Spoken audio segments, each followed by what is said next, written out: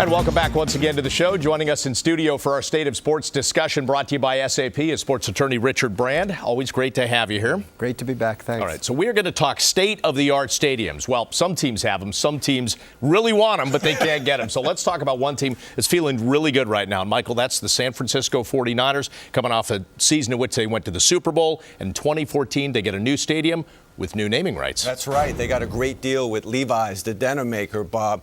It's going to be the second most valuable football stadium naming rights deal, the most valuable on a per-team basis, even getting bigger than the Jets and Giants deal at MetLife. It's going to be $11 million a year on average. But I think more importantly, the success of this stadium is coming from the huge obligated revenues that they've already gotten with suite holders and people that have bought personal seat licenses, the right to buy tickets. They've already collected enough to pay for the construction of the stadium. So they're going to refinance at lower interest rate. They're going to save roughly $100 million in interest expenses. And this team's off to a flying start for a stadium that doesn't even open for 2 years. Now, let's talk about some other stadium deals. And Richard's going to put this in a very clear nutshell for us because you were able to do this. The Cubs, the Miami Dolphins, and the Carolina Panthers all have similar yet dissimilar issues. Right. They're all exactly the same except for the fact they're extremely different.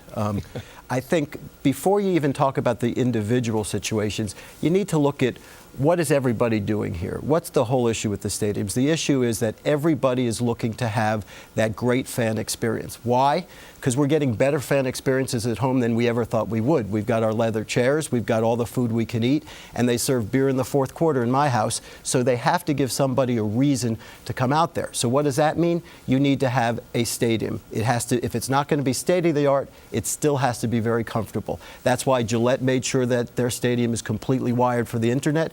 That's why Carolina Panthers wanted to make sure that they had escalators going up to the top level. You cannot afford to not make it a pleasurable experience for the fans, or they'll stay home. And so that's what everybody is looking to protect. They're trying to make sure that give people a reason to come out there. In the three stadiums you mentioned, each one's very different, isn't it? Carolina, they had asked for a large amount of money. They didn't get the large amount of money because they didn't want to put it. They didn't want to create a restaurant tax. So the existing money they had was used. It wasn't as much as they might have wanted, so they're going to have to make less improvements. On the other hand, they agreed to essentially a 6-year deal where they had relocation restrictions for about 6 years. So there's that expression: sometimes you get what you pay for. If you pay X dollars, you get 6 years. If you pay Y dollars, maybe you get 30 years. So that's Carolina. That's in that situation. Miami didn't even get to go to a vote. Miami was hoping to have to get some funds to make that stadium, top of the line, get some Super Bowls out there, do whatever else it is that they need to do to increase the fan experience. They didn't get there. And you're talking about an area where basically they built a baseball stadium not too long ago. That couldn't have helped the situation. So now they have to figure out what to do. How do they get to where they need to get to have people come out to that stadium? Clearly you want a good product, but you want a good stadium. Now, the last example you gave me, Chicago Cubs, well, that one's kind of interesting because they are willing to pay it. They're not asking for subsidies. They said, we'll make the changes, we'll pay it. We want to get this big, giant scoreboard. Now along comes rooftop owners who are saying, well, you can't get in the way of you can't obstruct our field. Along comes historic preservationists who say that, you got to pass historic preservation. So they've got the money to spend, at least in the short term, so that they could put themselves in a better position. But now it's not clear they'll be able to spend it, although I think for the most part everybody expects they're going to be able to make the improvements they need. So all three of those stadiums, different reasons, different problems, different issues, but they're all trying to do the same thing. They're trying to get a stadium that the three of us want to go to and that my son can use his iPhone on. You look at the Cubs. Right. You talk about the Ricketts family thinking with this $500 million renovation, they're going to increase annual sponsorship revenue by at least $20 million. They're getting from these apartment owners across the street about $2 to $3 million a year with this deal that they have to give the people that watch the games from their view to the Cubs games. So there seems to be a lot of room for compromise there. I mean, we don't know how this would ultimately work out in court, but if you're Ricketts, you might be willing to give up a few million more dollars in order to get this renovation done, I would think. So you think $20 million is better than $2 million? Let me see if I can. Let me write that down. So 20 is better than 2. That's exactly right. There's an awful lot of room to play there. And the fact is, it's a big chunk of change. And if you look at the scoreboards on the other side of Chicago, they have big scoreboards there.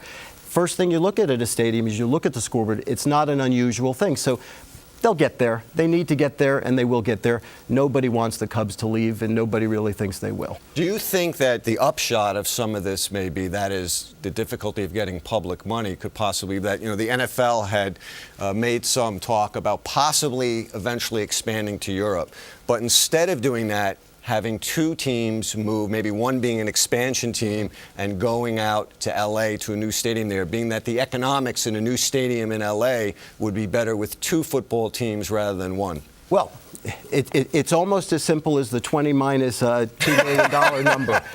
The economics are clearly better when you split things 50-50, and in a football environment, you can do that. Math's not hard. 16 games, 8 home games times 2. It all works. There's mathematicians who could work out that schedule. So yeah, that does make sense. And it's a funny point when you talk about the Los Angeles Stadium. If I was the owner of a team, the first thing I would do if I was the owner of a stadium, when I want my stadium upgraded, is in the middle of my conversation, I'd pull out my phone and say, 1 second, I've got someone from Los Angeles on the line. Believe me, it does help to have leverage in sports, in the business of sports. And clearly having that site out there, and possibly with two teams, it can't hurt. Nobody, you have to have a place to go. And I think that gets to Rich's point about only the 6-year agreement in Carolina, right? Because, it takes at least 2 or 3 to build a stadium, so. Right. Well, that's exactly right. You have to, if you think about it, nobody is going to commit to 30 years when the $88 million that is being offered is enough to get many of the things done. But make no mistake about it, it's not going to be Levi's Stadium. It's not going to be Barclays Center with the $88 million. So I think the simple fact is it's a hold. It's something very well might be done to increase that at some point. But right now, they're buying time. Both sides, I think. All right, guys, let's move on and talk about a different kind of stadium deal, and that's one with Manchester City, which has won a Premier League championship. We know that. That was in 2012. They're coming to the U.S. and in Queens, Michael, building a stadium. Now, I guess the simple question is, why would they spend the money and do that? $340 million, privately financed.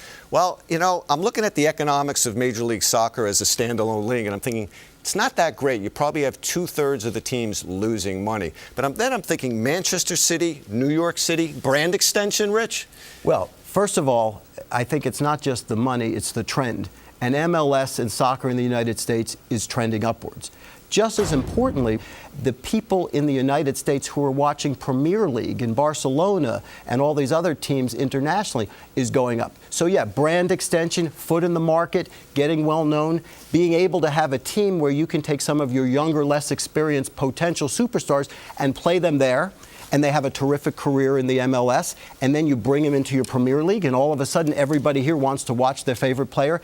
It's brand extension, it's farm team expansion, and it's also you're making a big splash in the right city. When Barclays decided to do Barclays Center, there was a reason why they went to New York. That is a good place to start, and everybody's going to be following it. So yeah, brand extension, player extension, and yeah, $100 million expansion fee.